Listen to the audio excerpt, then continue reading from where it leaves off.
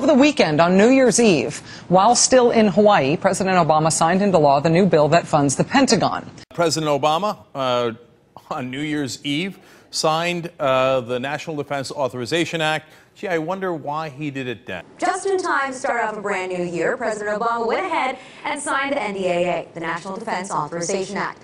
The same authorization act that also includes a provision for indefinite military detention, a civil liberties atrocity. The president had initially threatened to veto this because Congress saw fit to include in it a ban on FBI and police involvement in some aspects of terrorism cases. It was Congress trying to force the military to take over those cases. The law also leaves open the question of whether our government has the right to arrest you, American citizen, and to hold you forever without charging you. After backing off of the veto threat, then he went forward and decided to insert into the signing a signing statement. A promise that his administration won't allow this to apply to American citizens without trial first.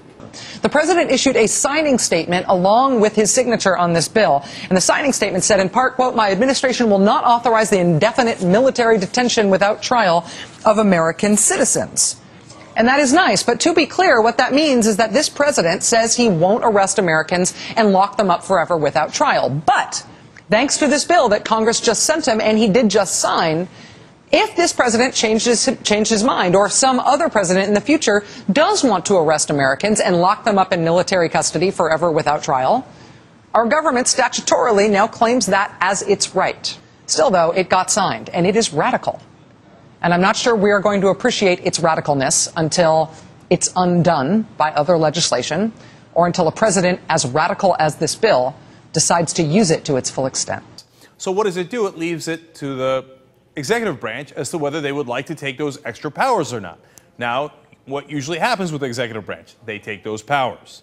But President Obama wants to make clear that under his administration, that the executive branch will not detain U.S. citizens, since he's given the option in this bill, basically with the vague language, because one portion definitely states that he can detain U.S. citizens, okay?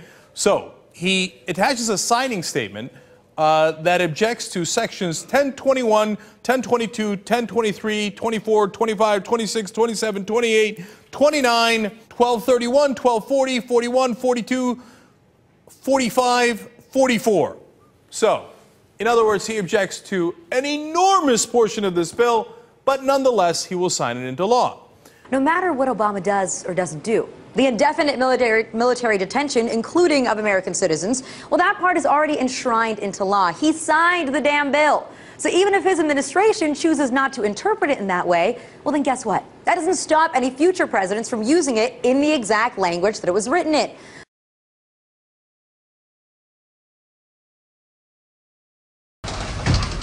Senators, I understand you do not want another emperor, but it seems you were being given one. I sympathize with you. I do not want to be an emperor, but it seems I have been chosen one. Perhaps you would take a little moment to sympathize with me. Your appointment is unconstitutional. Nevertheless, it is against the Constitution. I did it for the Republic. Then you leave me no choice. Take him away. Congratulations, Caesar.